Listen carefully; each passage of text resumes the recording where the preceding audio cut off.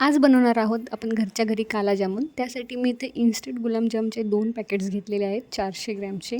त्यामध्ये थोडंसं दूध, थोडंसं पाणी मिक्स करून ते छान मुसूद असं एकत्र एकजीव करून घेतलं आहे, मळून घेतलेलं आहे.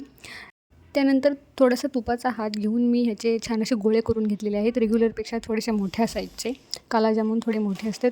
गोळे करून झाल्यानंतर मंद आचेवर हे छान खमंग असे भाजून घ्यायचे आहेत.